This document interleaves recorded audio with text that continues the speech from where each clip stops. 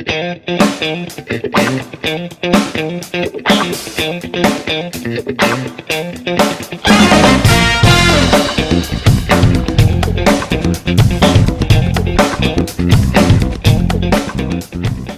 number 3 Stock Broker habisi kanano habagi matangdani topic asida nainagadabasi stock market ta changning basingiri yamna nungaiba ayamna interest loi oiba topic amagi matangni any stock market amada akoine invest tawbagi natraga trade tawbagi change harabadi stock broker asi darkar oi mayamna hangai stock broker asi yaudana equity habadi stock market asida share laiba amadi yonba asi yagadra haina aigi ansadi stock broker asi yaudana company amana public company ama oirakpada company asige IPO asi listing tawnaba hayeng IPO open tawpa matamda broker asi yaudana akoina company adugi IPO apply tawba yade amadi company amana public company olaga stock exchange list tawnaba process ta public ta paw phonanaba transaction tawnaba mahangna marakki link asi sambi haibadi broker amadi public ki anigi relation asi mahangna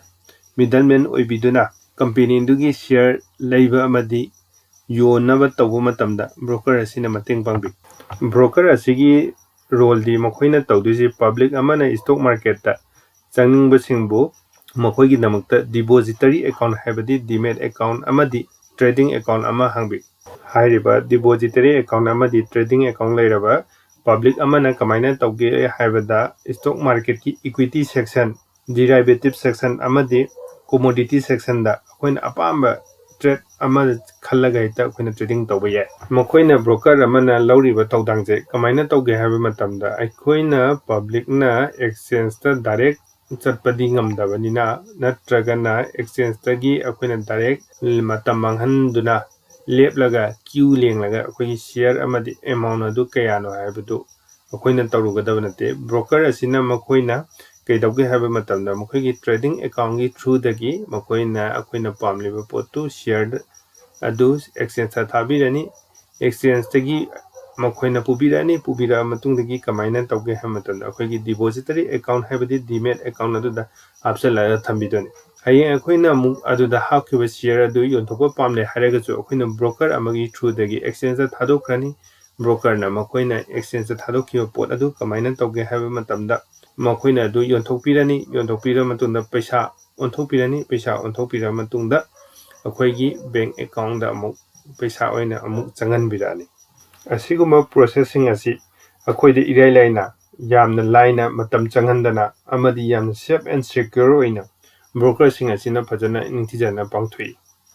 adudi makha taba mu yenglasi akoina hayeng chanagadaba broker asi kamaina khangadage haibado amu yenglase broker da makal ani lei khal amagi section na kari hage matamda full stack broker haige khangnei mokoi di full service piba kanguduni aduga broker makal amana amu discounted broker hai discounted broker asi mayamna juming taramani zero da upstock sana maming yam toina taramani mokoi sing asi discounted broker ngatani discounted broker ki kanaba kalai karino haiba matamda discounted broker da di kamain tawge haiba matamda trade makal ama haibadi delivery trade ta makoina charge amata laude haibadi koina share market ama long term da natragana ngasi leiroga matam kharagi thamge hai taragadi hairiba trade adu tawba matamda broker gi charges amata laudana makoina trade tawba gi ayaba pi aduna discounted broker asi kanabaje koina hayeng long term investment gumba stock ta koina tha khudingi kharaka license gi haragadi broker charges amta changandana aiba discounted broker sing asida akoina khallaga trading chathabada dum kisu akaiba leite discount broker da yamna safe and secure ama khallo hai tagadi upstock service khanbiare upstock se je maming yamna chatliba Tata company ratan tata haiga ju khangnaba Tata company gi funding ju yawa aduga makoina backing ju oiriba broker ama kangne masi yamna secure oire aduga seasonaba matamda ju yamna user friendly oi hojik broker achida hangbiba taragadi broker charges 1000 ama free oigani tha amagi upstocks broker asi km seasonaba nungaibugi habdo hojik amuk demo yes